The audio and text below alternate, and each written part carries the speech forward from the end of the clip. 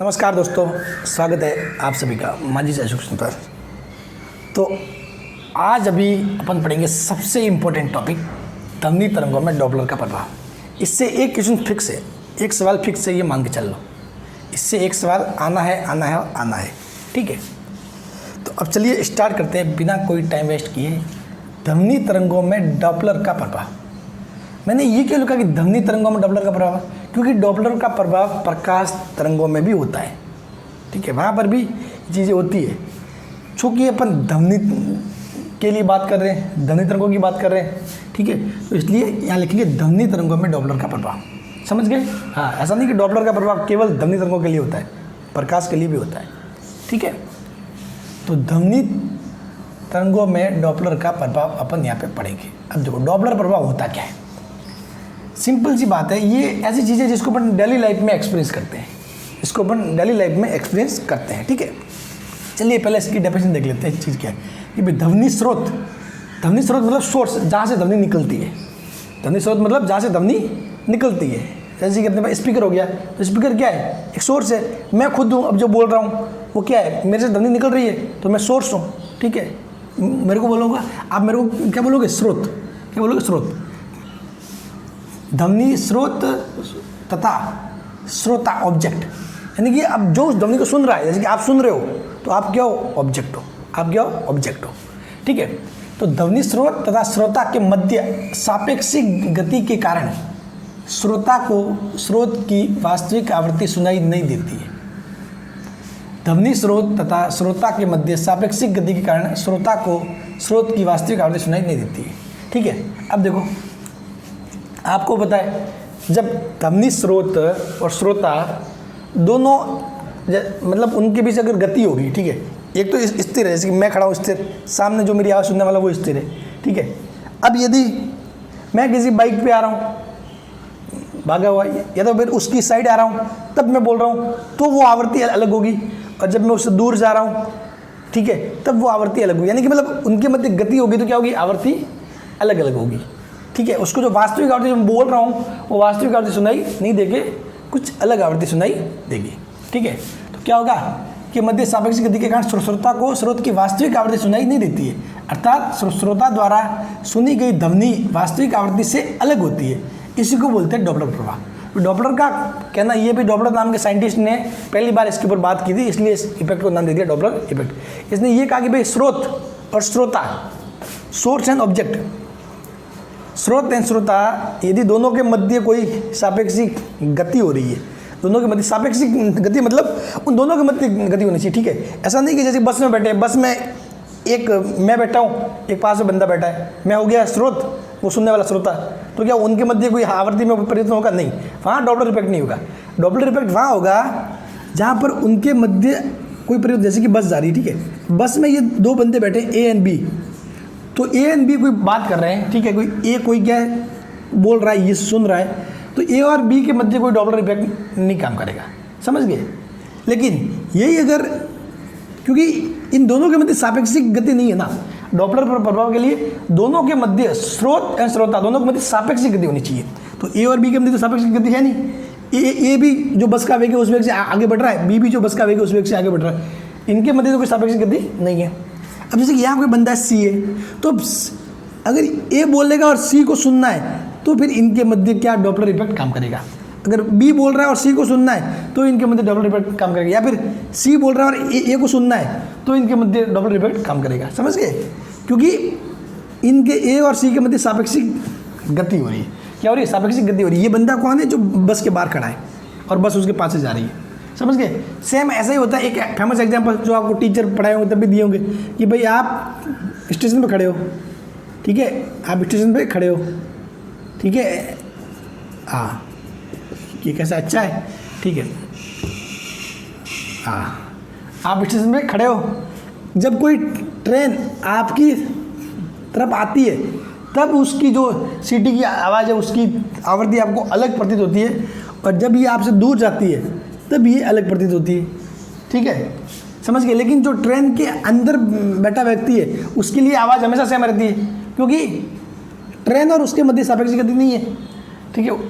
जो ट्रेन का स्पीकर जहाँ भी लगा होगा, जहाँ से सीटी की आवाज़ निकलती है, तो जो सीटी और इसके मध्य कोई गति नहीं है, कोई सापेक्षिक गति नहीं है, समझ गए। जबकि बाहर कोई स्टेशन पर खड़ा है तो उसके और स्पीकर के मध्य सापेक्षिक गति है, तो जहाँ पर भी सापेक्षिक गति होगी वहाँ पर आवृत्ति, जो स्रोत की रियल आवृत्ति है वो नहीं सुनाई देगी, कुछ भिन्न आवृत्ति अपने को सुनाई देगी। बस सिंपल सा कॉन्सेप्ट ये है।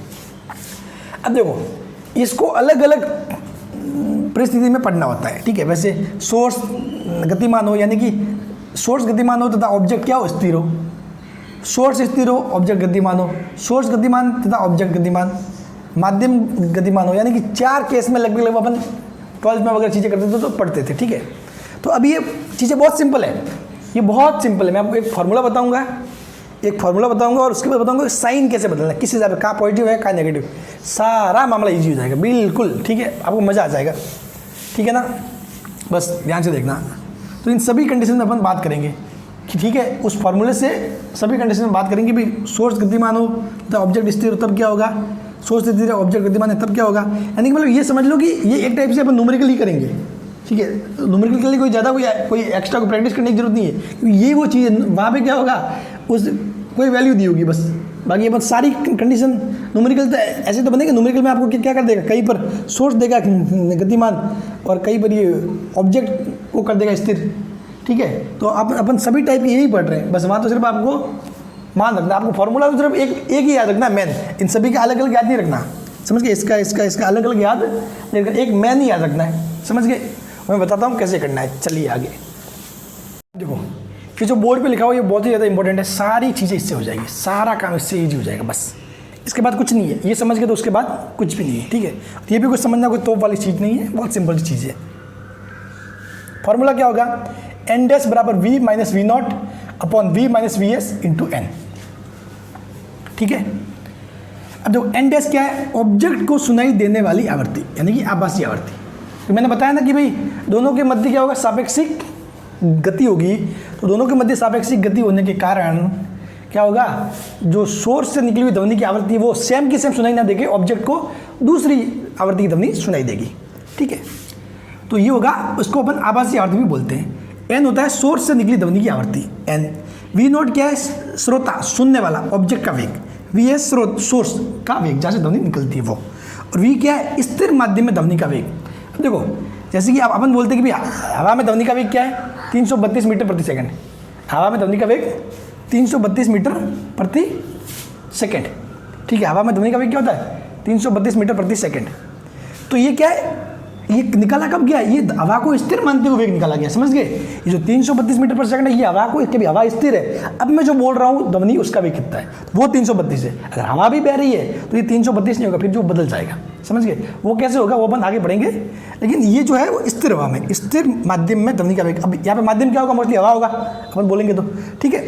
तो स्थिर माध्यम में ध्वनि का वेग यानी कि हवा में कितना है, 332 मीटर प्रति सेकंड। बहुत बार आपको क्वेश्चन में 330 भी दे दे तो आपको 330 लेना है। अगर कुछ भी नहीं दिया हुआ तो आपको लेना है 332, ठीक है।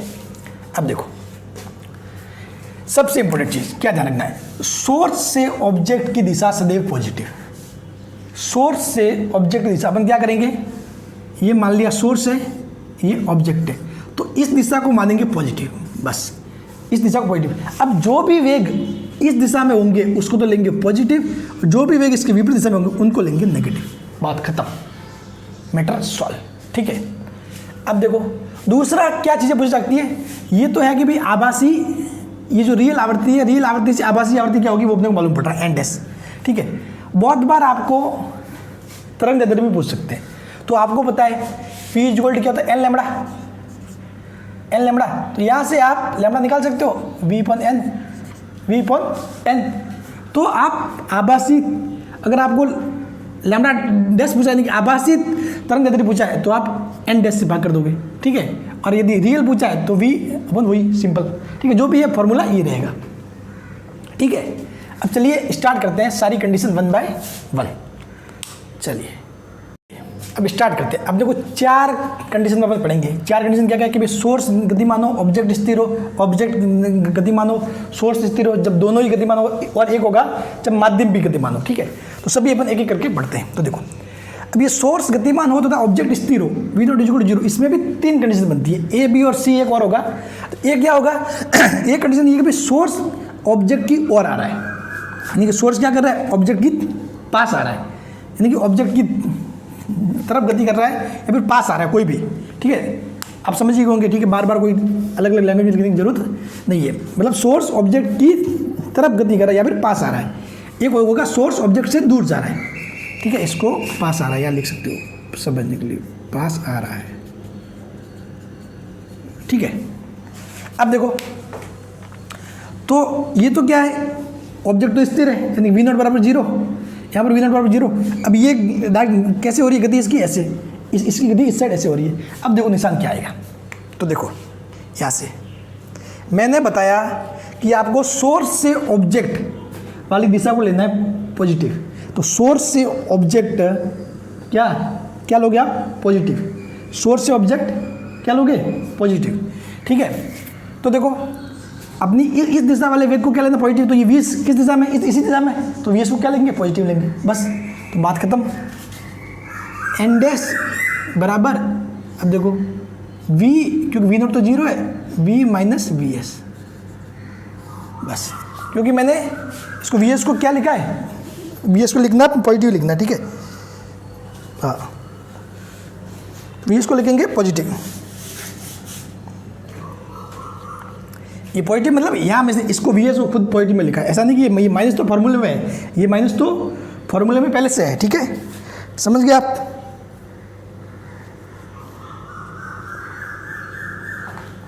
चलिए,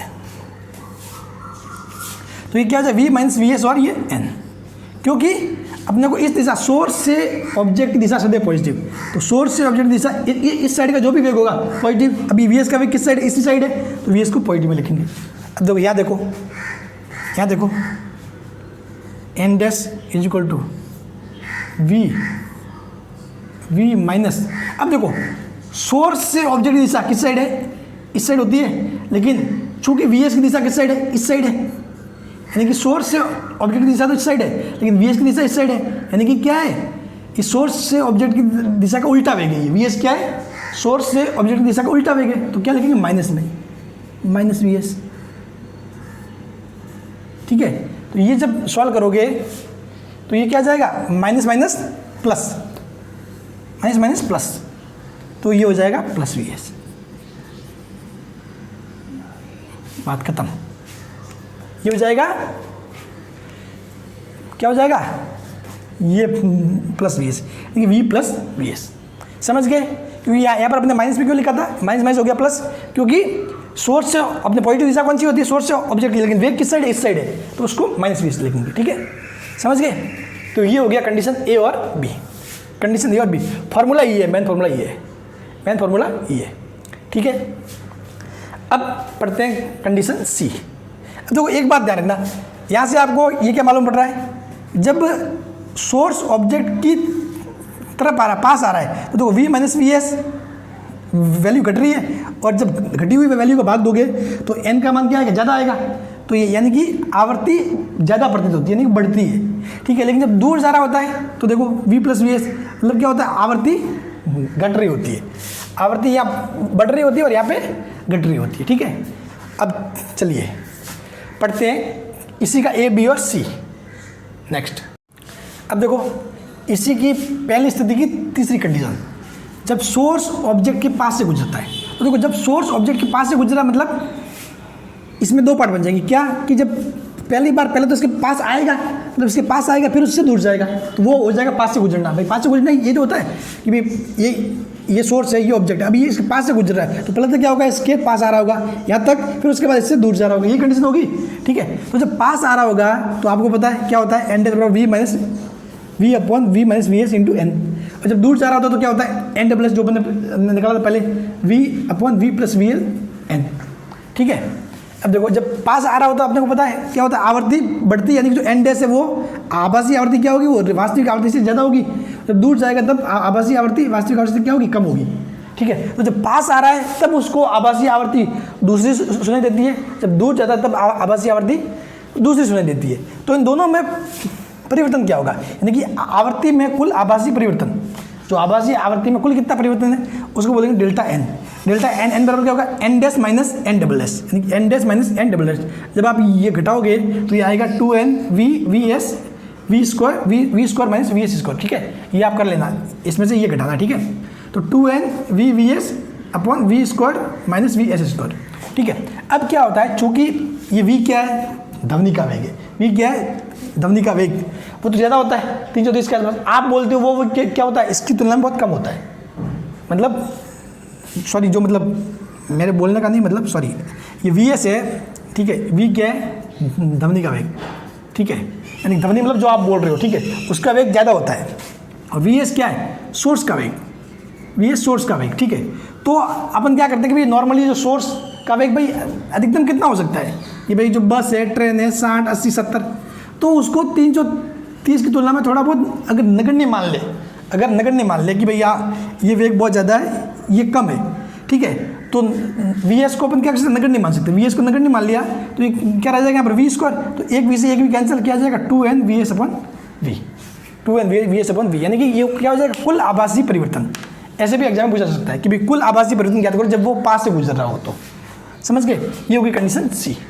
ठीक है, तो ये पहली स्थिति में यानी कि सोर्स गतिमान हो तथा ऑब्जेक्ट स्थिर हो, ये इससे मतलब 3 शर्तें बनती है। ठीक है, ये 20 ये तीनों अपन ने पढ़ लिया। ठीक है, अब पढ़ेंगे सोर्स स्थिर है लेकिन ऑब्जेक्ट गतिमान है। ठीक है, चलिए देखो,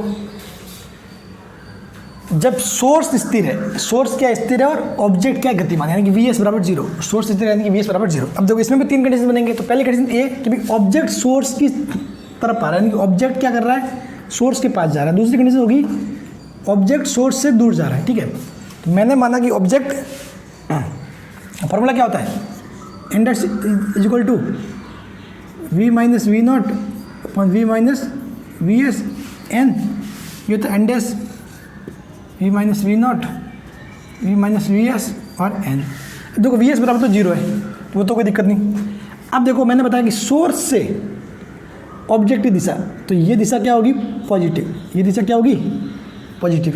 लेकिन अपना वी नॉट किस साइड है, इस साइड है, तो यानी कि वी नॉट किस में लिखेंगे, नेगेटिव में लिखेंगे। तो क्या हो जाएगा, n dash is equal to v minus v not, ठीक है, अपॉन वी, क्योंकि वी एस तो 0 है, वी एस तो 0 है, एन यहाँ से क्या जाएगा, एन डैश बराबर v plus v not upon v into n. समझ गए। तो यहाँ से अपने को ये भी मालूम पड़ेगा कि भाई ये क्या कर रहा है, पास आ रहा है, तो पास आ रहा है तो क्या होगा, आवृत्ति बढ़ेगी, आवृत्ति बढ़ेगी, तो सब बात है ऊपर क्या आना चाहिए, प्लस। ऐसे भी अपने को मालूम पड़ जाता है कि ऊपर क्या आना चाहिए, प्लस। जब पास आ रहा होगा तो ऊपर क्या आएगा, प्लस, और अगर नीचे है तो वी माइनस वी एस, यानी नीचे माइनस। समझ गए। हाँ, ऐसे भी आप चीज़ें फिक्स कर सकते हो। अब ये कब ऑब्जेक्ट सोर्स से दूर जा रहा है, यानी कि ये डायरेक्शन क्या होगी, पॉजिटिव, सोर्स से ऑब्जेक्ट वाली डायरेक्शन पॉजिटिव हमेशा। ठीक है, तो ये इसी दिशा में, सेम दिशा में है, तो एन डैश बराबर क्या होगा, वी माइनस वी नॉट और वी एस कितना 0। अब देखो आपको पता, दूर जाएगा तो क्या होगा, आवृत्ति घटेगी, दूर जाएगा तो आवृत्ति घटेगी। ठीक है, तो देखो आवृत्ति घट रही है, तो यहाँ पे मतलब अपना एन डैश क्या होगा, बड़ा होगा एन से, जबकि यहाँ पे एन डैश क्या होगा, छोटा होगा एन से। ठीक है, यहाँ पे आवृत्ति बढ़ेगी, पास आ रहा है ना, एक दूसरे के पास आ रहे हैं तो आवृत्ति बढ़ेगी, और यहाँ पे आभासी आवृत्ति वास्तविक आवृत्ति से कम होगी, यानी कि आवृत्ति घटेगी। ठीक है, ये हो गया ऐसे ए बी। अब इसका सी केस, यानी कि इससे पास से गुजर रहा हूँ। ठीक है, सी स्थिति कि भाई जब ऑब्जेक्ट सोर्स के पास से गुजरे। अब क्या सोर्स क्या स्थिर है, तो ऑब्जेक्ट पास से कैसे गुजरेगा, एक बार तो पास आएगा फिर एक बार दूर जाएगा, तो उसको बोलेंगे पास से गुजरना। तो देखो जब पास आ रहा होगा तो क्या होगा, आवृत्ति क्या बढ़ती है, क्या आता है, v plus v not v और एन। ठीक है, तो आवृत्ति बढ़ती है, और जब दूर जा रहा होता है यानी कि दोनों के बीच दूरी बढ़ रही होती है, दोनों के बीच दूरी बढ़ रही होती है। ठीक है, तो क्या होती है, आवृत्ति घटेगी, यानी कि v minus v not v, यानी कि आवृत्ति घट जाती है, यानी कि n dash n double dash ये जो है वो छोटा होगा किससे, एन से। ठीक है, तो अब क्या होगा, आवृत्ति में आभासी परिवर्तन आया, यानी कि भाई जो आते वक्त आवृत्ति कुछ और सुनाई देगी, जाते वक्त कुछ और सुनाई देगी, तो इनके बीच में जो आभासी परिवर्तन है वो कितना होगा, डेल्टा एन बराबर n dash minus n double dash. जब सॉल्व करोगे तो कितना आएगा, 2n v not upon v, 2n v not upon v, ये हो जाएगा। ठीक, आपको ये फॉर्मूले याद नहीं रखने, ये सिर्फ समझाने के लिए चीज़। ठीक है, फॉर्मूला तो वही मेन याद रखना है, v minus v not upon v minus v s into n. ठीक है, जब न्यूमेरिकल करेंगे तो भी वही काम है कि तो अलग अलग टाइप से न्यूमेरिकल पूछ ले तो आपको इस प्रकार से चीज़ें करनी कि ये पूछ ले कि भाई जब पास से गुजरा तो आवर्ती में आभासी परिवर्तन कैसे निकालोगे, तो पहली बार एन डेस निकालोगे, फिर दूर जा रहे का निकालोगे, फिर दोनों का माइनस कर दोगे, तो ऐसे आएगा। ठीक है, हाँ, ये आपको ऐसा नहीं कि ये रटना है, इसको कोई नहीं रटना, फॉर्मूला सिर्फ एक ही याद रखना वो। ठीक है, ये सिर्फ समझने के लिए चीज़ें। चलो अब नेक्स्ट कंडीशन, जब दोनों ही गति मानो। ठीक है, अब देखो जब ऑब्जेक्ट एंड सोर्स दोनों ही गति मानो, क्या ऑब्जेक्ट एंड सोर्स दोनों ही गति मानो, तो इसमें भी अलग अलग कंडीशन बनती है। पहला ये माने कि जब दोनों एक दूसरे की ओर आ रहे हैं, जब दोनों एक दूसरे की ओर आ रहे हैं। दूसरी कंडीशन है जब दोनों एक दूसरे से दूर जा रहे हैं। तो मैंने देखा पहली कंडीशन कि भाई दोनों क्या एक दूसरे की ओर आ रहे हैं, यानी कि ये इस साइड आ रहा है, ये इस साइड आ रहा है, दोनों एक दूसरे की ओर आ रहे हैं। ठीक है, तो अपने को पता है एस से ओ की दिशा को क्या लेंगे, पॉजिटिव, इस दिशा को लेंगे पॉजिटिव। तो देखो यहाँ देखोगे तो v माइनस वी नॉट की दिशा क्या है, इसके उल्टी है, तो इसको माइनस वी नॉट लिख दो। और ये वी एस की दिशा इसके डायरेक्शन में ही है, तो सीधा से सीधा वी एस एन, ऐसे क्या हो जाएगा, एन डेस बराबर वी प्लस वी नॉट और v minus v s upon l. इसका मतलब क्या होगा, जब पास आएंगे तो क्या होगा, आवर्ती बढ़ेगी। तो आवर्ती बढ़ाने के लिए क्या चाहिए, ऊपर वाला होना जुड़ना चाहिए, नीचे वाला क्या होना चाहिए, घटना चाहिए। जो ये हो रहा है, ऊपर वाला जुड़ रहा है, नीचे वाला घट रहा है। ठीक है, जबकि इसमें देखना उल्टा आएगा। अब देखो अभी क्या दोनों दूर दूर जा रहे हैं, तो देखो अपने को पता है एस से ओ की दिशा पॉजिटिव। अब देखो हमेशा एस से ओ की दिशा को लेना पॉजिटिव। यहाँ देखोगे एन डेस वी, अब ये वी नॉट इसी साइड है, मतलब इसकी दिशा और वी नॉट की दिशा सेम है, तो यानी कि इसको ऐसे लिखेंगे। और वी एस की दिशा इसकी उल्टी है, यानी कि minus v s. N dash पर कितना हो जाएगा, v minus v not v plus v s n, यानी कि दोनों एक दूसरे दूर जा रहे हैं। तो क्या होता है, तो आवर्ती घटेगी, तो घटने के लिए ऊपर वाला माइनस में, नीचे वाला प्लस में। समझ गए, ये एन ऐसे हो जाएगा। बस हमेशा ध्यान रखना एस से ओ की दिशा को अपन लेंगे पॉजिटिव, एस से ओ की दिशा को पॉजिटिव, और उस दिशा में सारे वेग पॉजिटिव, उसके विपरीत दिशा वाले वेग सारे नेगेटिव। समझ गए, उसके विपरीत दिशा वाले सारे वेग नेगेटिव। ठीक है, इसमें आपको कोई दिक्कत नहीं होनी चाहिए, इसमें कोई दिक्कत नहीं होनी चाहिए। ठीक है ना। अब देखो आपको एक कहीं कन्फ्यूजन तो नहीं आ रहा कि सर आपने ये ऐसे लिखा एस से वी एस, अगर ये एस इस साइड होता और ओ इस साइड होता तो चलिए आपका वो भी मैं डाउट क्लियर कर देता हूँ। अगर मान लो मैं इसको ओ को इस साइड ले लूँ, इससे कुछ फर्क नहीं पड़ने वाला। ठीक है, ओ को इस साइड ले लूँ, एस को इस साइड ले लूँ, ओ को इस साइड ले लिया और एस को इस साइड ले लिया। अब दोनों एक दूसरी तरफ आ रहे हैं, वी एस ये वी एस। अब देखो तो अब क्या हो जाएगा, एस से ओ की दिशा को लेंगे पॉजिटिव, एस से ओ की दिशा पॉजिटिव। तो अब क्या है, ये जो वी एस है यहाँ पर, सॉरी ये वी नॉट ना, इसका वी हो। अब देखो अब अपने क्या होगा, पॉजिटिव दिशा क्या होगी, इस साइड वाले पॉजिटिव, एस से ओ वाली।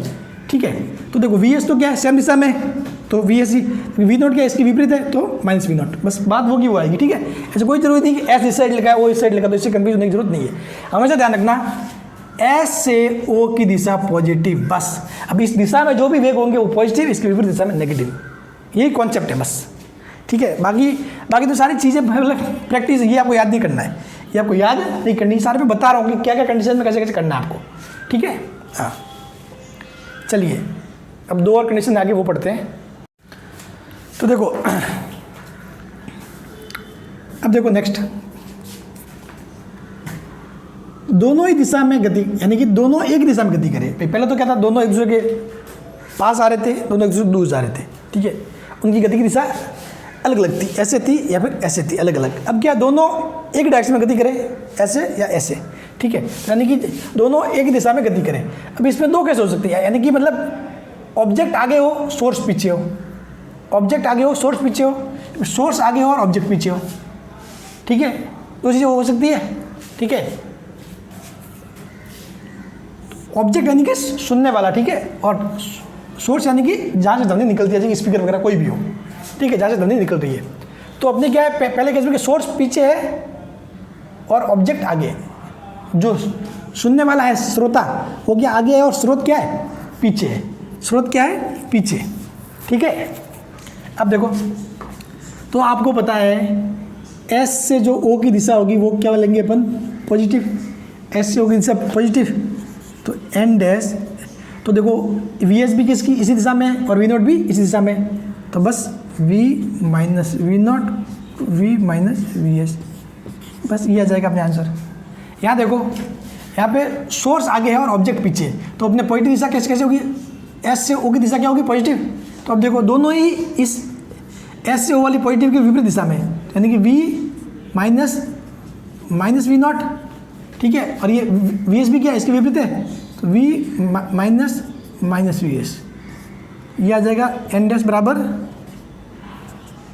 वी प्लस वी नॉट और वी प्लस वी एस, हो जाएगा एन, ये हो जाएगा एन, ठीक है, समझ गए, ये ऐसे हो गया। अब जैसे कि आपको कि सर आप वी नॉट और वी एस के तो साइन बदल रहे हो, निशान, ठीक है, बहुत बार मतलब प्लस में माइनस में, इस वी का क्या, इसका क्यों नहीं बदल रहे, तो देखो वी क्या है, ध्वनि का वेग है, वी क्या है, ध्वनि का वेग, और ध्वनि की दिशा क्या होगी हमेशा एस से ओ की तरफ, भाई ध्वनि दिशा यही तो होगी, ध्वनि संचरण की दिशा, ध्वनि संचरण की दिशा क्या होगी, भाई सोर्स से निकलेगी और ऑब्जेक्ट को जाएगी, ध्वनि सोर्स से निकलेगी और ऑब्जेक्ट को जाएगी, तो जो एस से ओ की दिशा में ही तो आ रहा है, ये हमेशा एस से ओ की दिशा में ही आएगा, समझ गए, तो इसीलिए इसको पॉजिटिव में लिखते हैं, समझ गए। इसके निशान के बारे में आपको देखने की जरूरत नहीं है, इसके निशान के बारे में आपको देखने की जरूरत नहीं है, क्यों, क्योंकि भाई ध्वनि तो हमेशा सोर्स से निकलेगी और ऑब्जेक्ट को जाएगी, तो उसकी दिशा क्या होगी, सोर्स से ऑब्जेक्ट वाली होगी, और अपने सोर्स से ऑब्जेक्ट वाली सारी दिशा क्या पॉजिटिव है, समझ गए, तो ध्वनि संचरण की दिशा हमेशा एस से ओ की तरफ ही होगी, ठीक है। चलिए, तो ये हो गया। हाँ, बस एक कंडीशन में कुछ चीज़ें अलग हो सकती है, जब क्या करें, क्योंकि मतलब ये ऐसे है और ये ऑब्जेक्ट ये है, ये ध्वनि ऐसे जा रही है, लेकिन सामने से हवा बहुत तेज आ जाए, मतलब माध्यम का वेग बहुत ज़्यादा हो जाए, यानी कि 332 मीटर इसका है और हवा 332 मीटर प्रति सेकंड से भी तेज चले, तो फिर ये आवाज़ इस साइड जाएगी नहीं, फिर तो आवाज़ ऐसे पीछे देखो, पीछे वाला ही सुनेगा, मतलब पीछे तो खैर सुनने वाला कौन होगा, अपन तो दो ही ले रहे चीज़, तो वो इस तक ध्वनि पहुँच नहीं पाएगी, ठीक है, सिर्फ उस केस में। चलिए, तो ये चीज़ें समझ में आ गई आपको, ये तीसरा केस समाप्त हो गया। अब चौथी स्थिति लेते हैं, जब माध्यम क्या हो, गतिशील हो, जब क्या माध्यम गतिशील हो। देखो चौथा केस क्या है, जब माध्यम गतिशील हो, जब माध्यम क्या हो, गतिशील हो, तो देखो माध्यम गतिशील मतलब जब माध्यम हवा का वेग vm तथा ध्वनि का वेग समान दिशा में हो, तो ध्वनि क्या होगी, v प्लस वी डब्ल्यू, तथा जब एक दूसरे के विपरीत हो तो v माइनस वी डब्ल्यू। अब देखो जैसा कि फॉर एग्जाम्पल कहने का मतलब ये है कि भाई माध्यम की स्पीड है वो क्या है, ये मान लो कि हवा 10 मीटर प्रति सेकंड की स्पीड से बह रही है, 10 मीटर प्रति सेकंड की स्पीड से बह रही है। अब यहाँ पे कोई सोर्स है और यहाँ पे कोई ऑब्जेक्ट है। अब सोर्स से जो ध्वनि निकलेगी उसकी आवाज़ कितनी होगी, 332 मीटर प्रति सेकंड, लेकिन चूंकि हवा भी इसी दिशा में बह रही है और ध्वनि दिशा हमेशा सोर्स से ऑब्जेक्ट की साइड ही होगी, तो जो इफेक्टिव जो वेग होगा वो कितना होगा, 332 प्लस 10 342 मीटर प्रति सेकंड। तो फॉर्मूले में जब v है ना, v माइनस वी नॉट, तो इस g की जगह क्या लिखोगे, अब 342 लिखोगे, इस v की जगह लिखोगे 342, यानी जब दोनों एक दिशा में। अभी अगर दोनों विपरीत है तो v माइनस वी डब्ल्यू, यानी कि 332 माइनस 10, यानी कि हवा क्या करेगी, उसका विरोध करेगी, उसके ध्वनि के वेग को घटाएगी, ये आ जाएगा 322। तो अब इस v की जगह क्या लिखोगे, 322, समझ गए। सिर्फ इतना सा केस है, बाकी कोई नहीं सोचना, सिर्फ इतना सोचना है कि भाई हवा क्या कर रही है, आवाज़ को सपोर्ट कर रही है, ध्वनि के वेग को सपोर्ट कर रही है, ठीक है, तो क्या होगा, v प्लस वी डब्ल्यू, और अगर विरोध करिए तो v माइनस वी डब्ल्यू। हाँ, दूसरा एक कंडीशन कभी हो जाएगी भाई, आपके ध्वनि का वेग कितना था, 332 और हवा का वेग विपरीत दिशा में 332 से ज़्यादा, जैसे 333 आ जाए, ठीक है, तो फिर आपकी ध्वनि सोर्स से निकली हुई ध्वनि ऑब्जेक्ट तक पहुँच ही नहीं पाएगी, समझ गए। अगर ये 300 माध्यम का वेग 331 भी है तो फिर ध्वनि 1 मीटर प्रति सेकंड से सोर्स से ऑब्जेक्ट की तरफ जाएगी, समझ गए, 1 मीटर प्रति सेकंड के वेग से सोर्स से ऑब्जेक्ट की तरफ जाएगी। यानी कि सिंपल सा कहने का मतलब ये है कि भाई हवा माध्यम का वेग ध्वनि के वेग को सपोर्ट कर रहा है तो प्लस, और उसका विरोध कर रहा है तो माइनस, समझ गए। बाकी ऐसी कंडीशन तो नॉर्मली बनने वाली है नहीं, ठीक है, और ना ही आपको क्वेश्चन में ऐसा देंगे, ठीक है। लेकिन कुछ मेरे ऐसे एग्जामिनर पेपर बनाए तो कुछ सवाल ऐसे बनाए जा सकते हैं। फिर उसमें सिंपल सा ये सोचना है कि भाई v माइनस, जब हवा का वेग जब ध्वनि के वेग से ज़्यादा है और दोनों विपरीत है तो फिर ध्वनि जाएगी कैसे, ध्वनि जाएगी नहीं, बात खत्म, सवाल को आगे करने का मतलब ही नहीं है। जो सोर्स से निकली हुई आवृत्ति इसके पास जाएगी नहीं, उसको तो आवाज़ ही सुनाई देगी, समझ गए। उसके लिए कोई आवर्ती मैटर नहीं करती, जीरो, सिंपल सी बात है, इतना कैलकुलेशन करने का काम ही नहीं, ठीक है। तो देखो बाकी खैर समझने की चीज़ V plus V W, sorry W लिखो या फिर एम लिखो, देखो एम मतलब मीडियम और डब्ल्यू मतलब एयर, सॉरी मतलब जो विंड के लिए, विंड मतलब हवा, ठीक है, इसलिए आप एम लिख सकते हो, ठीक है। वी एम क्या है, माध्यम का वेग, ये क्या है, माध्यम का वेग, और ये वी क्या होता है, स्थिर माध्यम में ध्वनि का वेग, समझ गए कि भाई कोई स्थिर माध्यम है उसमें ध्वनि का वेग वी है, अभी माध्यम भी क्या हो, गतिशील हो, तो क्या हो जाएगा वी प्लस वी एम, यदि उसकी डायरेक्शन में हो, और उल्टा हो तो वी माइनस वी एम, समझ गए, ऐसे हो जाएगा। अब करते हैं न्यूमेरिकल करेंगे तो आएगा फिर मजा, सारे कॉन्सेप्ट वहाँ फिर सही से समझ में आएंगे, ठीक है। वैसे मोस्टली चीज़ें हो गई है, न्यूमेरिकल में अब कोई भी दिक्कत नहीं होने वाली। चलिए स्टार्ट करते हैं 1 बाय 1। पहला सवाल क्या कर रहा है, किसी ध्वनि स्रोत को स्थिर श्रोता, क्या है, श्रोता स्थिर है, यानी कि ऑब्जेक्ट क्या स्थिर है, ऑब्जेक्ट स्थिर है, और किसी ध्वनि स्रोत कोई ऐसे है, वो चलो वी एस वेग से आ रहा है, तो किसी ध्वनि स्रोत को स्थिर श्रोता की ओर किस वेग से आना चाहिए, यानी कि वी एस निकालना है कि आभासी आवृत्ति वास्तविक आवृत्ति की 2 गुनी सुनाई दे, यानी कि ये बोल रहा है कि भाई एन डैश बराबर 2n, वास्तविक आवृत्ति क्या है, उसकी 2 गुनी सुनाई दे, एन डैश बराबर 2n, माना ध्वनि का वेग कितना है, 340 मीटर प्रति सेकंड, तो वी बराबर कितना दिया हुआ है, 340 मीटर प्रति सेकंड, ठीक है। अब देखो सिंपल सी बात है, आपको पता फॉर्मूला, एन डैश बराबर क्या होता है, v minus v not v minus v s into n. वो फॉर्मूले पुराने वाले याद नहीं रखते, वो सिर्फ समझाने के लिए ठीक है, उनको याद नहीं रखना। अब देखो अब इसको कैसे करोगे, मान रखोगे तो v क्या है, 340 मीटर प्रति सेकंड, माइनस वी नॉट क्या है, ऑब्जेक्ट तो स्थिर है 0, अब v कितना है, ये 340, और वी एस, तो देखो सोर्स से अपने ऑब्जेक्ट की हिसाब क्या लेंगे, पॉजिटिव, एस से होगी दिशा पॉजिटिव, और वी एस किस दिशा में, इसी दिशा में, और दिया हुआ कितना है वो अपने को निकालना है, चलो दिया हुआ नहीं है तो minus v s into n, ठीक है। अब आपको पता है एन डैश कितना 2n है, एन डैश 2n है, 340 माइनस वी एस, और ये एन से एन कैंसिल, ठीक है। जब आप गुणा करोगे ये आएगा 340 माइनस वी एस बराबर 340 बटा 2, 340 बटा 2, और यहाँ से करोगे तो वी एस बराबर 340 और इस साइड जाएगा तो माइनस 170, यानी कि 170 मीटर प्रति सेकेंड। वी एस बराबर कितना जाएगा, 170 मीटर प्रति सेकेंड, ठीक है। तो आपको सिर्फ ये फॉर्मूला याद रखना है, बस ये फॉर्मूला याद रखना है, इसमें कुछ भी कंफ्यूजन नहीं होना चाहिए, बस ये याद रखना है। बाकी तो मैंने आपको क्या बताया, एस से होगी दिशा हमेशा पॉजिटिव, बस उसकी दिशा में जो भी वेग होगी पॉजिटिव, विपरीत दिशा में वो होंगे नेगेटिव, ठीक है। चलिए नेक्स्ट क्वेश्चन, तो नेक्स्ट सवाल ये कर भाई, एक रेलगाड़ी बी में बैठे प्रेक्षक, ये प्रेक्षक क्या होता है, प्रेक्षक वो होता है जो मतलब आवाज़ को सुनता है, ऑब्जेक्ट, हमेशा जब भी आए प्रेक्षक तो उसका मतलब होता है ऑब्जेक्ट, यानी कि जो आवाज़ को सुनता है। तो एक रेलगाड़ी बी में बैठे प्रेक्षक को रेलगाड़ी ए के इंजन द्वारा बजाई गई सीटी की आवृत्ति वास्तविक आवृत्ति की 3/4 प्रतीत होती है। माना रेलगाड़ी ए स्थिर है तो बी का वेग ज्ञात, यानी कि रेलगाड़ी ए माना स्थिर है तो रेलगाड़ी बी का वेग ज्ञात करो। अब आपको वी दिया हुआ 332 मीटर प्रति सेकंड, यानी कि जो ध्वनि का वेग है हवा में तो दिया हुआ 332 मीटर प्रति सेकंड दिया हुआ है, ठीक है। अब देखो कोई व्यक्ति रेलगाड़ी बी के अंदर बैठा है, ये ट्रेन बी, ठीक है, और कोई ट्रेन माना ए है, कोई ट्रेन माना ए है, ठीक है।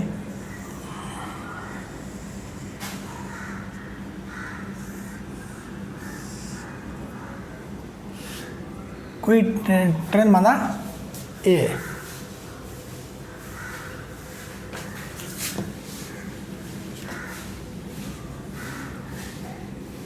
ठीक है, इसमें कोई इंसान बैठा है, ठीक है। अब ये कह रहा है कि रेलगाड़ी बी में बैठे जो है प्रेक्षक को रेलगाड़ी ए के इंजन द्वारा बजाई गई सीटी की आवृत्ति वास्तविक आवृत्ति की 3/4 प्रतीत होती है।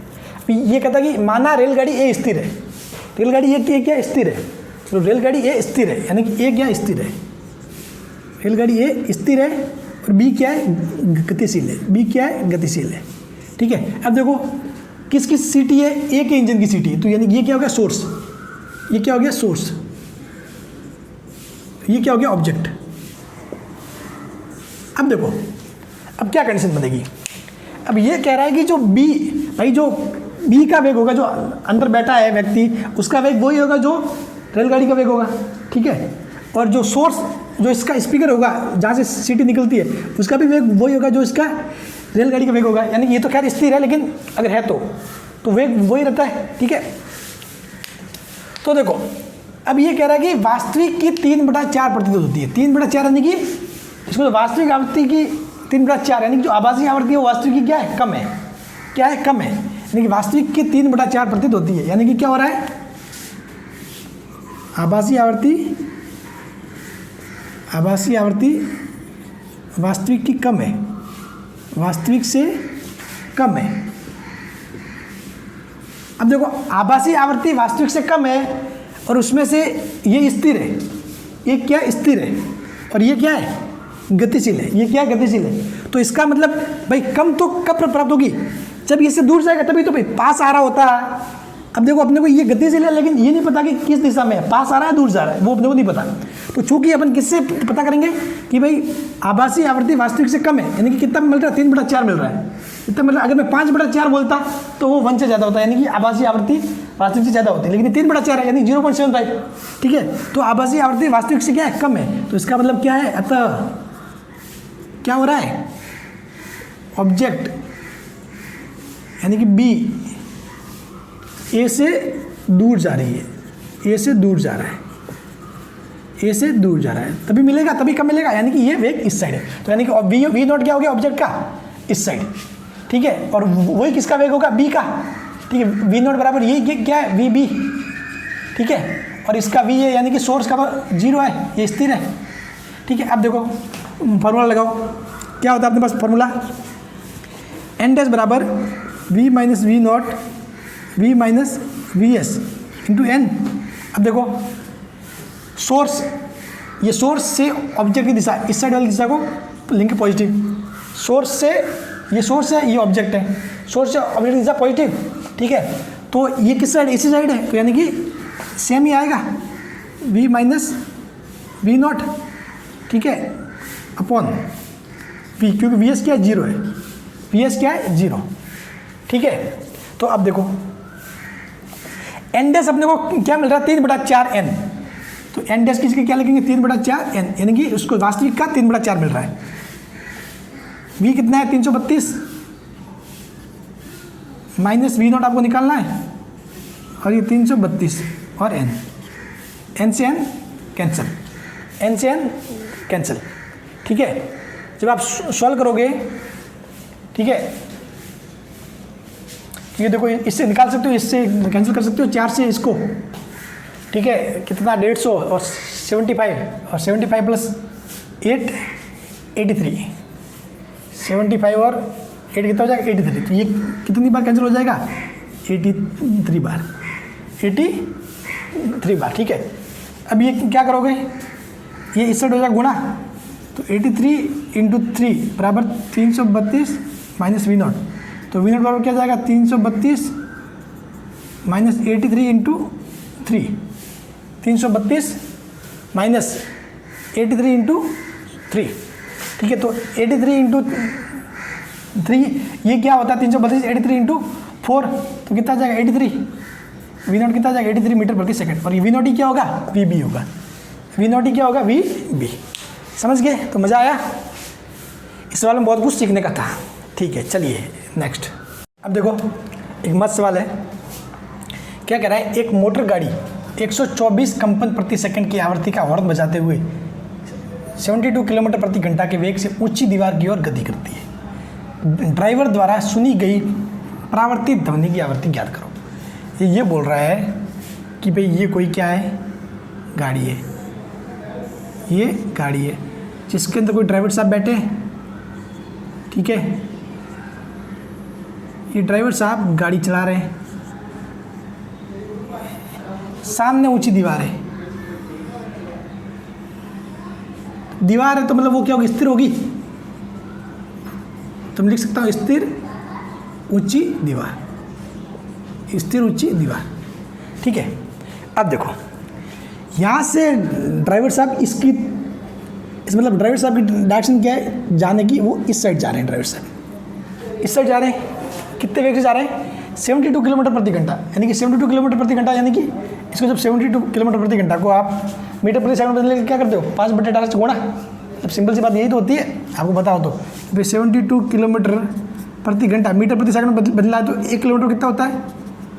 1000 मीटर, और घंटे में 3600 सेकंड। तो ये हो गया 3600 सेकंड, और ये मीटर, ऊपर मीटर आ गया, मीटर प्रति सेकंड। ये कितना हो गया? काटोगे तो 5/18, ठीक है, 18 चौक 72, यानी कि 20, कितना आ गया? 20, यानी कि 20 मीटर प्रति सेकंड ये है। क्योंकि मतलब मीटर प्रति सेकंड क्यों बदला? क्योंकि अपने को ध्वनि का वेग क्या दिया हुआ है? v बराबर 330 मीटर प्रति सेकंड, तो अपने को मीटर प्रति सेकंड बदलना जरूरी था, ठीक है। अब दूसरा क्या दिया हुआ है कि भाई इस गाड़ी के अंदर, मोटर गाड़ी के अंदर कोई स्पीकर होगा तो उससे जो हॉर्न निकलता है उसकी आवृत्ति क्या है? 124 कंपन प्रति सेकंड। अब ये 124 कंपन प्रति सेकंड मतलब क्या हुआ? हर्ट्ज। भैया जो आवृत्ति होती है उसकी डेफिनेशन क्या होती है? उसकी जो परिभाषा होती है वो क्या होती है? 1 सेकंड में किए गए कंपनों की संख्या, ये तो होती है आवृत्ति। 1 सेकंड में किए गए कंपनों की संख्या, तो ये साफ साफ बोल रहा है खुद कि 124 कंपन प्रति सेकंड, यानी कि आवृत्ति कितनी हुई? 124 हर्ट्ज, 124 हर्ट्ज, ठीक है। तो यानी कि यहाँ पे जो आवृत्ति निकलती है वो कितनी होगी? n बराबर 124 हर्ट्ज, ठीक है। अब ये बोल रहे हैं कि भाई ये इस दीवार से टकरा के इनको वापस सुनाई देगी, उस ध्वनि की आवृत्ति आपको निकालनी है जब ये टकरा के वापस सुनाई दे तब। तो देखो अभी दीवार क्या करेगी? दीवार पहले तो कुछ आवृत्ति को लेगी, इस ध्वनि को पहले खुद लेगी। तो पहले तो ये पता करना पड़ेगा भाई ये दीवार इस ध्वनि को कितनी आवृत्ति पे लेगी, समझ गए? ऐसा जरूरी, ऐसा थोड़ी है कि मतलब यहाँ से जो आवृत्ति होगी वो दीवार को मिल जाएगी, नहीं, क्योंकि इन दोनों के मध्य हो रही है, क्या हो रही है? गति हो रही है। तो ये इसके पास आ रहा है, यानी कि आवृत्ति में कुछ बदलाव तो होगा, सब बात है, ठीक है। अगर ये रुका हुआ रहता, दोनों रुके हुए रहते, तो यहाँ से जो आवृत्ति होती है वो इसको मिल जाती है। लेकिन इनके मध्य क्या होती है? सापेक्षिक गति हो रही है। तो जब भी सापेक्षिक गति होगी तब क्या होगा? आवृत्ति में परिवर्तन होगा, ठीक है। तो मैंने माना यहाँ से n है, तो इसको जो मिलेगी वो मिलेगी n डैश, इसको मिलेगी n डैश, ठीक है। तो चूंकि पहली स्थिति के लिए क्या होगा?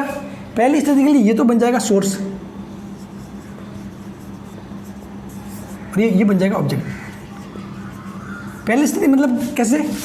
यहाँ से ध्वनि निकलेगी और दीवार को मिलेगी, दीवार को मिलेगी, तो दीवार को मिलने वाली आवृत्ति क्या होगी? n डैश बराबर, n डैश बराबर। अब ये सोर्स है, ये ऑब्जेक्ट है, सोर्स से ऑब्जेक्ट वाली दिशा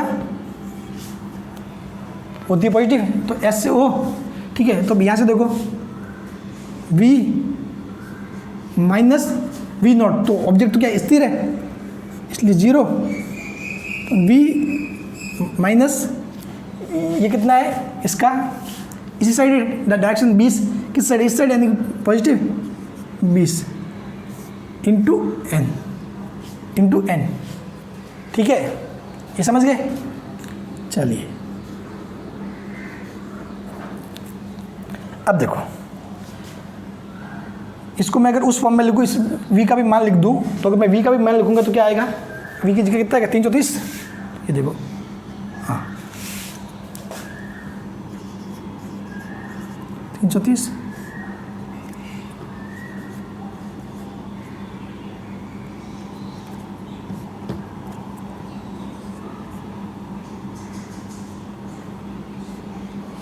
ठीक है।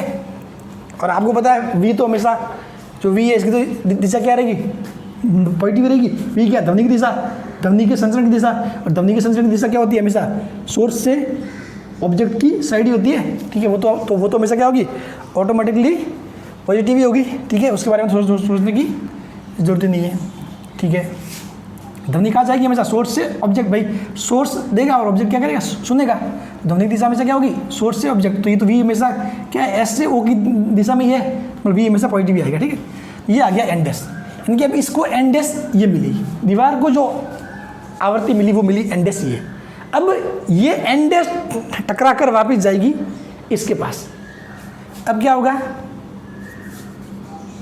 n डैश आवृत्ति परावर्तित होकर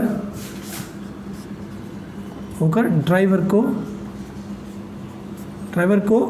n डबल डैश सुनाई देगी। अभी n डैश यहाँ से परावर्तित होकर ड्राइवर को सुनाई देगी, तो मैंने माना कि ड्राइवर को फिर से कितनी सुनाई देगी, एन डबल डैश। तो एन डैश आवृत्ति परावर्तित होकर ड्राइवर को एन डबल डैश सुनाई देगी। अब देखो अब क्या होगा, अब ये होगा कि भाई अब चीज़ें क्या होगी, अब ये सोर्स की तरह काम करेगा। कौन, दीवार। दीवार क्या बन जाएगा, सोर्स, क्योंकि दीवार से ध्वनि निकल रही है। कैसे निकल रही है, परावर्तित होकर। ये बन जाएगा ऑब्जेक्ट, क्योंकि ये गाड़ी वाला ड्राइवर क्या कर रहा है, सुन रहा है, ठीक है। और ये ड्राइवर किस वेग से जा रहा है, 20 मीटर प्रति सेकंड से इस साइड। तो अब सोर्स से इस साइड क्या पॉजिटिव, यानी कि ये वेग जो ऑब्जेक्ट क्या वो क्या आएगा, नेगेटिव में आएगा, ठीक है। तो अब देखो यहाँ से एन डबल एस बराबर क्या आएगा, v, यानी कि v 330 में से v नॉट, 330 में से माइनस v नॉट। अब ये ऑब्जेक्ट का वेग क्या है, v नॉट, इसके उल्टा है, सोर्स से ऑब्जेक्ट दिशा के उल्टा है, माइनस 20, ठीक है, अपॉन 330। और अब ये क्या स्थिर है, अब सोर्स स्थिर है तो 0 इंटू एन डैश, ठीक है। यहाँ से आएगा ये 330 प्लस 20, ठीक है। अब इसको साथ में लिख लो,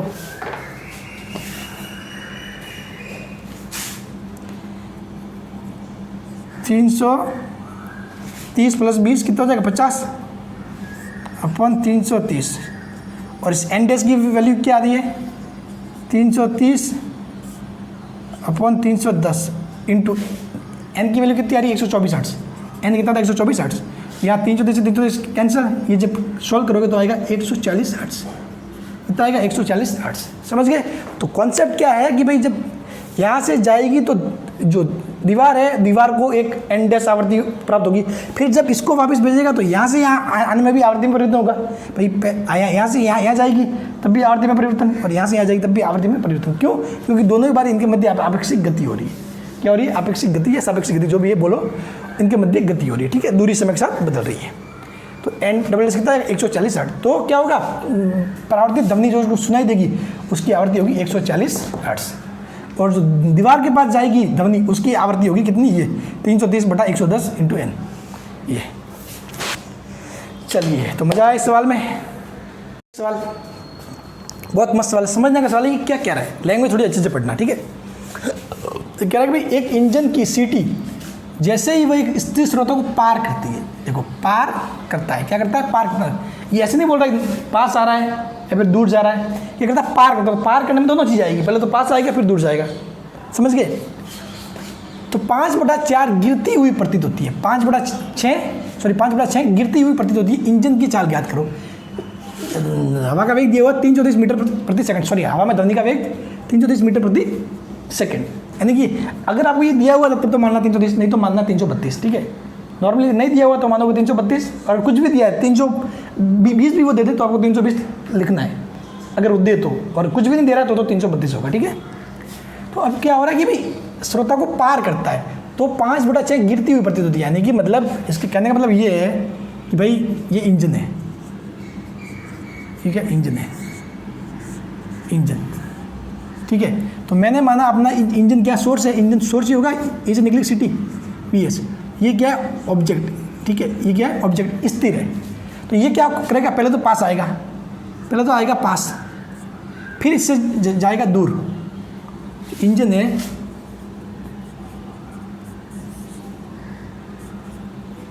V0 वेग से ये क्या जाएगा, इससे दूर जाएगा, फिर इससे दूर जाएगा, ऐसे, ठीक है, दूर जा रहा होता है। पहले तो आएगा पास, फिर इससे दूर जा रहा होता है, समझ गए। तो अब देखो ये कह रहा है कि जब पास आ रहा है तो क्या होगा, इसको आवृत्ति ज़्यादा सुनाई देगी, और जब दूर जा रहा है तो आवृत्ति कम सुनाई देगी, साफ बात है, ठीक है। तो ये कह रहा है कि उसी के अंदर ये क्या हो रहा है, 5/6 गिरती हुई प्रतीत होती है, श्रोता को पार करता है। जैसे ही वह देखो, जैसे ही वह एक स्थिर श्रोता को पार करता है, 5/6 गिरती हुई, यानी कि जब मैंने माना जब आ रहा है तो इसको आवृत्ति n डैश दे रही है सुनाई, और जब एकदम पार करके आगे जा रहा होता है तब n डबल डैश सुनाई देती है। तो जो n डबल डैश होती है वो क्या होती है, 5/6 ऑफ n डैश। समझ गए, कहने का मतलब ये है कि भाई जो जब पास आ रहा होता है तब वो जो आवृत्ति सुनाई देती है, और दूर जा रहा होता है तब आवृत्ति सुनाई देती है। उनमें जो दूर वाले केस में मतलब n डबल डैश बराबर 5/6 n डैश, यानी कि मतलब जो पहले सुनाई दे रही थी उसकी 5/6 अब सुनाई देगी n डबल डैश, ठीक है, यानी कि गिरती हुई प्रतीत होती है। जैसे ही पार करता है, जैसे ही पार करता है इसको आवर्ती गिरती हुई प्रतीत होती है, क्योंकि जब तक यहाँ तक आएगा पास में तब तक आवर्ती बढ़ती हुई प्रतीत होगी, बढ़ती बढ़ती बढ़ती बढ़ती बढ़ती, जैसे ही जस्ट पार किया तो उसको आवर्ती गिरती हुई प्रतीत होगी। ठीक है, तो कितना होगा n double s equal to 5 6 n dash. अब देखो यहाँ से देखोगे तो n डैश कितना आएगा, n डैश लिखोगे तो अब देखो पता है n डैश बराबर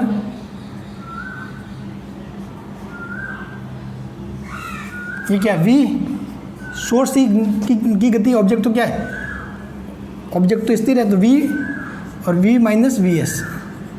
ठीक है, v माइनस वी एस, क्योंकि सोर्स से ऑब्जेक्ट तो इसी दिशा में v माइनस वी एस और n। अगर n डबल डैश की बात करें तो n डबल डैश क्या आएगा, n डबल डैश आएगा n डैश बराबर v। अब ये क्या सोर्स से ऑब्जेक्ट दिशा ये, लेकिन सोर्स जा रहा है, सॉरी मतलब ये सोर्स हो जाएगा ना वी एस, हाँ ठीक है, वी एस हो जाएगा सोर्स, ये सोर्स है ना, इंजन क्या है, इंजन सोर्स है। तो अब ये वी एस इस साइड है, लेकिन एस से ओ की दिशा इस साइड है, तो ये क्या हो जाएगा वी माइनस वी एस, यानी कि वी प्लस वी एस। ठीक है, ऐसे ही अपने किया हुआ पहले। अब देखो ये एन हो गया, समझ गए, तो ये हो गया एन डबल एस, ये हो गया एन डबल एस। अब ये कह रहा है कि एन डबल एस बराबर 5/6 एन डैश, 5/6 एन डैश। ठीक है, तो आप दोनों की वैल्यू लिख दो, इसमें दोनों की वैल्यू पुटअप कर दो। एन डबल एस कितना आ रहा है, वी प्लस वी एस और एन और 5/6 और एन डैश की वैल्यू कितनी है, v minus v s upon n. यहाँ से ये कैंसिल, एन से एन कैंसिल, वी से वी कैंसिल, वी से वी कैंसिल। ठीक है, अब देखो इस साइड जाएगा तो क्या होगा, ये देखो 6v माइनस 6v ये हो जाएगा इस साइड, और इस साइड गुणा करोगे तो 5v plus 5vs, 5v plus 5vs, तो 6v ये हो जाएगा, मतलब कुल मिला के कितना हो जाएगा 6v माइनस 5v यानी कि v, और 6 प्लस 5 11vs, तो vs बराबर कितना आया v/11। v कितना दिया 330/11 यानी कि 30 मीटर प्रति सेकेंड। वी एस क्या आया, इंजन की चाल कितनी आई, वी एस सोर्स कितना गया 30 मीटर प्रति सेकेंड। समझ गए, तो सवाल की लैंग्वेज को अच्छे से पढ़ना है थोड़ा, जब ये पार करने का है, इसी तो पार करता है, तो पार करने वाला केस थोड़ा सा ध्यान रखना। समझ गए, तो ये कितना हो जाएगा 30 मीटर प्रति सेकेंड। चलिए मस्त सवाल है, क्या कह रहा है, एक गाड़ी ए 12 मीटर प्रति सेकंड तथा गाड़ी बी 18 मीटर प्रति सेकंड से एक दूसरे की ओर आ रही है। ठीक है, यदि ए द्वारा बजाए गए हॉर्न की आवृत्ति 10 हर्ट्ज हो तो निम्न स्थिति में बी में बैठे यात्री को सुनाई देने वाली आवृत्ति ज्ञात करो। समझ गए, यानी कि क्या हो रहा है कि भाई ए, कोई गाड़ी ए है, वहाँ से ये ऐसे आ रहा है, ए कोई इस साइड आ रहा है, बी कोई गाड़ी वो क्या आ रही है, इस साइड आ रही है। समझ गए, ऐसा कैसे हो रहा है, दोनों एक दूसरे की ओर आ रहे हैं, तो क्या कर रहे हैं, ए क्या कर रहा है, हॉर्न बजा रहा है, ए हॉर्न बजा रहा है, तो बी के अंदर जो बैठा यात्री है उसको क्या आवृत्ति सुनाई देगी। दो केस में पूछा गया कि भाई यदि हवा है 20 मीटर प्रति सेकंड से ए से बी की ओर बह रही है, यानी कि अब क्या हो, इस केस में माध्यम की भी गति हो रही है। अब तक अपने माध्यम की गति का सवाल नहीं किया था, अब इसमें माध्यम की भी गति हो रही है, और जब हवा बी से ए की ओर बहे, दोनों केस में आपको निकालना है। ठीक है, तो चलिए अब देखो, पहली जो है वो क्या होगी, गाड़ी ए होगी, गाड़ी ए, ठीक है, ए गाड़ी ए, ये जा कितने से रही है 12 मीटर प्रति सेकंड, 12 मीटर प्रति सेकंड। ठीक है, यानी कि गाड़ी ए मतलब ये क्या सोर्स है, गाड़ी ए क्या है, सोर्स है, क्योंकि इसका हॉर्न बज रहा है, बी वाला सुन रहा है, तो बी वाली गाड़ी क्या होगी, ऑब्जेक्ट होगी। ये कितने से जा रहा है 18 मीटर प्रति सेकंड, ये हो जाएगा ऑब्जेक्ट, ये हो जाएगा ऑब्जेक्ट। ठीक है, यहाँ से मैंने माना ध्वनि की आवृत्ति निकली n, तो इसको सुनाई देगी n डैश, इसके अंदर बैठे व्यक्ति को सुनाई देगी n डैश। ठीक है, ये b, इसको ध्वनि की आवृत्ति सुनाई देगी n डैश। समझ गए, अब देखो, तो ये मतलब ये सोर्स की तरह काम करेगा, ये ऑब्जेक्ट की तरह। अब देखो स्थिति क्या है, यदि हवा 20 मीटर प्रति सेकंड से ए से बी की ओर बह रही है, ए से बी की ओर बह रही, तो आपको पता है ध्वनि संचरण की दिशा क्या होती है, हमेशा सोर्स से ऑब्जेक्ट की तरफ। सोर्स से ऑब्जेक्ट की तरफ होती है हमेशा ध्वनि संचरण की दिशा। तो चूंकि ये हवा भी क्या बह रही है, ए से बी की तरफ बह रही है, तो ये क्या करेगी, हवा की दिशा इस ध्वनि की दिशा को सपोर्ट करेगी। तो यानी कि प्रभावी, तो यानी कि इसका जो इफेक्टिव वेग होगा वो क्या होगा, बढ़ जाएगा। इफेक्टिव वेग बढ़ जाएगा, क्या होगा, ध्वनि का प्रभावी वेग क्या हो जाएगा 300। अब इसने कुछ नहीं दिया तो आपको क्या मानना है, ध्वनि का वेग स्थिर माध्यम में 332। अगर कुछ दिया हुआ था तो आप मान लेते, नहीं तो कुछ नहीं दिया मतलब 332 प्लस 20 यानी कि 352 मीटर प्रति सेकंड। तो अब मतलब रियल में जो ध्वनि का वेग होगा वो कितना होगा, 352 मीटर प्रति सेकंड। समझ गए। दूसरे केस में ये क्या बोल रहा है कि भाई ध्वनि का प्रभावी वेग, बस सिर्फ यही एक अंतर होगा इन दोनों केस में। यहाँ पे क्या हो रहा है भाई, ध्वनि का वेग तो हमेशा सोर्स से क्या होगा, ऑब्जेक्ट की तरफ यानी कि ए से बी, लेकिन यहाँ हवा कहाँ बह रही है, बी से ए बह रही है, यानी कि हवा क्या कर रही है, उसका विरोध कर रही है।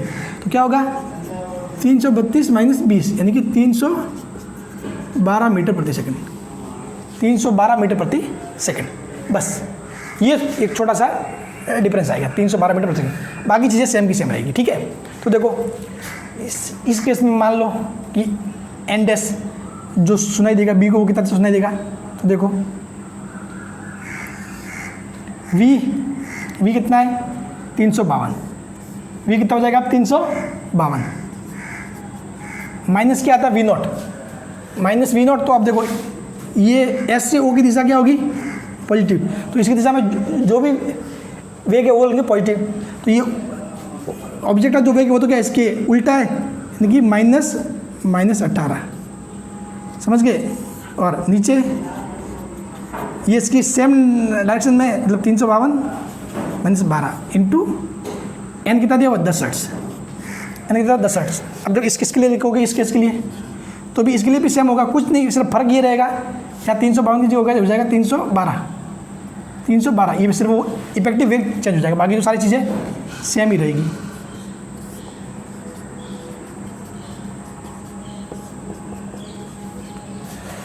समझ गए।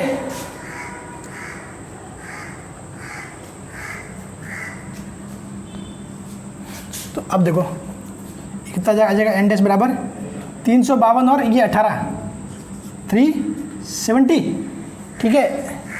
और 352 में से 12 के 340 इंटू 10, और यहाँ कितना आएगा एन डैश 330, ठीक है। ये कितना होगा 330 ही आएगा अपॉन ये हो जाएगा 340, ये कितना जाएगा 312 है ना यहाँ, ये मैंने उल्टा 312, ठीक है। 312 में 12 300 तो जाएगा 300 इंटू 10। तो अब देखो ये रहा कुल मिला के चीज़ें, कुल मिला के दोनों में चेंज किया है। देखो यहाँ पे 352 है 352, यहाँ पे 312 बस, बाकी तो जो चीज़ें अपन जो पहले पढ़ी वही है। सिर्फ जब जो ध्वनि की डायरेक्शन यानी कि यदि हवा है वो माध्यम यदि सोर्स से ऑब्जेक्ट की तरफ बह रहा है तो क्या होगा, सपोर्ट करेगा, और यदि ऑब्जेक्ट से सोर्स की तरफ बह रहा है तो क्या करेगा, विरोध करेगा। ठीक है। तो या 352 आ गया या 312 आ गया, ठीक है। बाकी कुछ भी ज़्यादा चीज़ें फर्क नहीं पड़ने वाला, ठीक है। तो ये देखो आप सॉल्व कर लेना, ठीक है। बाकी तो चीज़ें तो मतलब कॉन्सेप्ट मेन था, ठीक है। तो अब मैं उम्मीद करता हूँ कि आपको सारी चीज़ें समझ में आ गई होगी, ठीक है। कॉन्सेप्ट मैंने सारे आपको अच्छे से बता दिए हैं, कैलकुलेशन आपको करनी है, ठीक है। चलिए, तो अब यहाँ पर ये डॉपलर इफेक्ट मोस्टली ख़त्म होता है। कुछ एक बातें हैं जो लिख लेते हैं, इंपॉर्टेंट बातें हैं, समझ लो। पहला कहते हैं डॉपलर प्रभाव ध्वनि की आवृत्ति में होने वाले परिवर्तन की सूचना देता है। तीव्रता के बारे में कोई जानकारी नहीं देता, ध्यान रखना।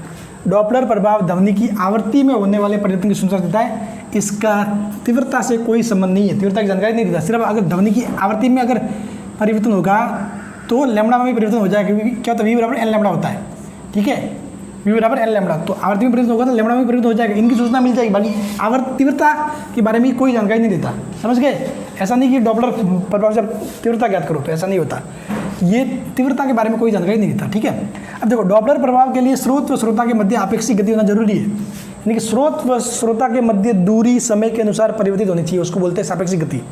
भाई दो वस्तुओं के मध्य सापेक्षिक गति मतलब आपने पढ़ा है कि दोनों के मध्य दूरी समय के साथ परिवर्तित हो। यदि इनके मध्य गति नहीं हो रही है, यानी कि डॉपलर प्रभाव के लिए स्रोत व श्रोता के मध्य आपेक्षिक गति होना जरूरी है। यदि गति नहीं हो रही है तो वहाँ डॉपलर प्रभाव उत्पन्न नहीं होगा। समझ गए? क्यों?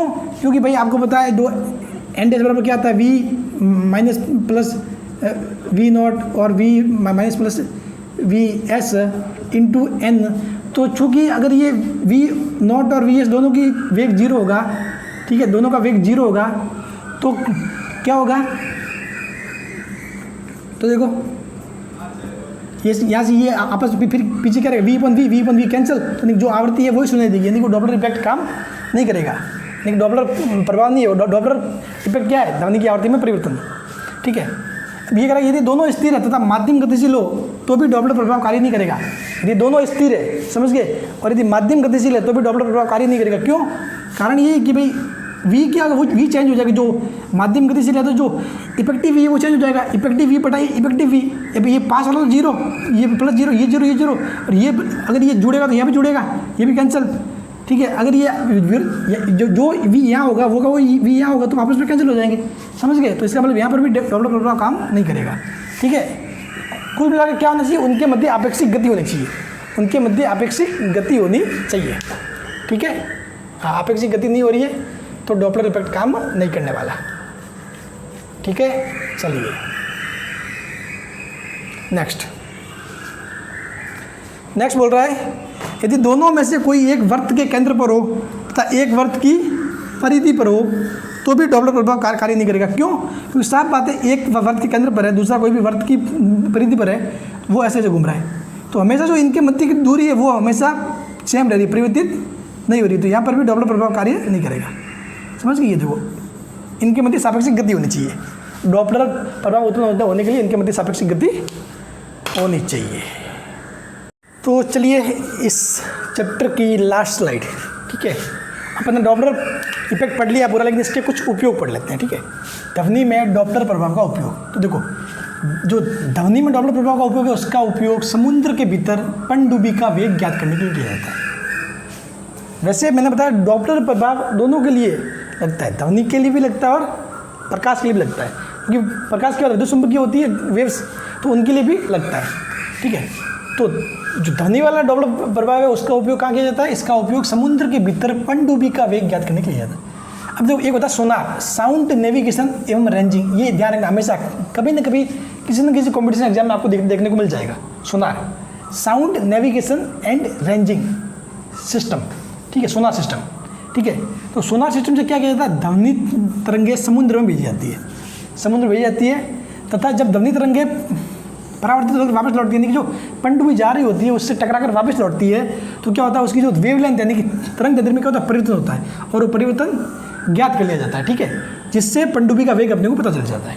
समझ गए? अपन क्या करते हैं, जो सोनार स्टेशन है, सोनार स्टेशन से ध्वनि तरंगे भेजते हैं, वो समुद्र के अंदर जो पनडुब्बी जा रही है उससे टकराती है, टकरा के वापस आती है, तो जो तरंग दैर्ध्य में चेंज होता है उस चेंज को नोट कर लेते हैं और फिर उससे अपन वेग निकाल लेते हैं। उसका फार्मूला क्या होता है? देखो, तो वो चेंज क्या आएगा? मैंने माना जब भेजी तब उसकी क्या थी? वेवलेंथ लैम्बडा, और वापस जब टकरा के आई तब क्या थी? Lambda dash. तो लैम्बडा डैश माइनस लैम्बडा आया डेल्टा लैम्बडा, ठीक है। उसका मान होगा plus minus 2vs upon v into delta, plus minus 2vs upon v into lambda, ठीक है। अब देखो या तो यहाँ आएगा माइनस, यहाँ आएगा प्लस, ठीक है। मैंने माना माइनस कब आएगा? जब पनडुब्बी पास आ रही है, जब पनडुब्बी पास आ रही है। क्यों? क्योंकि भाई पनडुब्बी पास आ रही है तो आवृत्ति क्या होगी? बढ़ेगी। पनडुब्बी पास आ रही है तो आवृत्ति क्या होगी? बढ़ेगी। तो यानी कि जो लैम्बडा क्या होगा? घटेगा। लैम्बडा क्या होगा? घटेगा। लैम्बडा घटेगा मतलब lambda dash less than lambda, ठीक है। तो lambda dash less than lambda यानी कि क्या आएगा? नेगेटिव आएगा। समझ गए? अब यदि पनडुब्बी दूर जा रही है तो क्या होगा? आवृत्ति घटेगी, यानी कि लैम्बडा बढ़ेगा, क्योंकि दोनों ये उल्टे होते हैं। v equal to l lambda, ठीक है, ये होता है v equal to l lambda, ठीक है। एक बढ़ेगा तो एक घटेगा, तो ये लैम्बडा क्या हो जाएगा? बढ़ेगा। लैम्बडा क्या होगा? बढ़ेगा, ठीक है। एक मिनट, हाँ, ठीक है। आवृत्ति घटेगी तो जो लैम्बडा है वो बढ़ेगा, ठीक है, लैम्बडा बढ़ेगा, यानी कि जो अपने को मिलेगा जो लैम्बडा वो क्या होगा, बढ़ेगा। यानी कुल मिला के ये लैम्बडा क्या है, लैम्बडा डैश है, ठीक है, लैम्बडा डैश, ठीक है। तो यानी कि मतलब क्या होगा, ये वैल्यू आ जाएगी पॉजिटिव में, इसमें यानी कि लैम्बडा डैश बड़ा होगा लैम्बडा से, ठीक है। यहाँ पर इसको लैम्बडा डैश कर लो, थोड़ा क्या समझने में थोड़ा सा हाँ ईजी रहेगा। मतलब कुल मिला के ये है कि भाई जब पास आ रहा होगा तो क्या होगी, आवृत्ति बढ़ेगी, आवृत्ति बढ़ेगी तो जो आभासी, जो इसको भी डैश डैश कर दो, ठीक है, हाँ, ताकि ये और अच्छा रहेगा। जो आभासी आवृत्ति वो बढ़ेगी तो आभासी जो तरंग दैर्ध्य है वो क्या होगी, घटेगी ऑब्वियसली। तो यानी कि n dash sorry lambda dash जो रियल लैम्बडा से वो क्या होगा, कम होगा, लैम्बडा डैश रियल लैम्बडा से कम होगा, तो वैल्यू क्या है, नेगेटिव। जब दूर जा रही है तो जो आभासी आवृत्ति है वो घटेगी, यानी कि लैम्बडा डैश बढ़ेगा, जो इसका मतलब लैम्बडा डैश बढ़ेगा, मतलब लैम्बडा डैश क्या होगा, लैम्बडा से ज़्यादा होगा, लैम्बडा डैश लैम्बडा से ज़्यादा, यानी कि क्या आएगा, वैल्यू पॉजिटिव में आएगी, समझ गए। और वी एस क्या है, पनडुब्बी का वेग है, वी एस क्या है, पनडुब्बी का वेग, और वी क्या है, ध्वनि का वेग, वी क्या है, ध्वनि का वेग। अब आपको फॉर्मूले में कुछ भी देते ये इसमें पुट करके आप मान निकाल सकते हो, ठीक है। बाकी ज़्यादा मोस्टली क्वेश्चंस आते नहीं है इस पर, ठीक है, लेकिन फिर भी पूछे तो सिंपल सा फार्मूला सीधा, ठीक है। ये माइनस प्लस का ध्यान रखना, जब पास आ रही होगी तो होगा डेल्टा लैम्बडा बराबर क्या होगा, माइनस में, और जब दूर जा रही होगी तो ये हो जाएगा प्लस, ठीक है। क्योंकि दूर जा रही होगी तो क्या होगा, ये जो वेव लेंथ बढ़ेगी, वेव लेंथ बढ़ेगी, यानी कि लैम्बडा डैश बढ़ेगा इसके मुकाबले, समझ गए। जब और जब पास आ रहा है तो लैम्बडा डैश इसके मुकाबले क्या होगा, घटेगा, कम होगा, ठीक है। अब देखो ये ध्वनि में डॉपलर का प्रभाव है, उसी प्रकार डॉपलर प्रभाव विद्युत चुंबकीय जो तरंग है उन पे भी लगता है, विद्युत चुंबकीय तरंग, यानी कि कौन सी तरंग, प्रकाश तरंग है। अगला वाला चैप्टर यही पढ़ने वाला है, ठीक है। तो इन पर भी डॉपलर प्रभाव काम करता है, ठीक है। और इसी इफेक्ट का उपयोग जब वायुयान होते हैं, एरोप्लेन, उसका वेग निकालने के लिए भी इसी डॉपलर प्रभाव का उपयोग किया जाता है। उसमें भी क्या होता है, एक सोनार सिस्टम होता है, क्या होता है, सोनार सिस्टम, यानी sound navigation and ranging system. याद रखना, ये आपके भी आ सकता है, जो 10th लेवल की साइंस है तो उसमें भी ये आ सकता है, पूछा जा सकता है, ठीक है। और सामान्य जीके के क्वेश्चन में भी बहुत बार पूछा जाता है। सोनार का फुल फॉर्म साउंड नेविगेशन एवं रेंजिंग सिस्टम, ठीक है, जिसको बोलते हैं सोनार सिस्टम। तो चलिए यहाँ पर चैप्टर होता है ख़त्म। अब अगला चैप्टर पढ़ेंगे अपन प्रकाश से संबंधित, ठीक है। So thank you so much.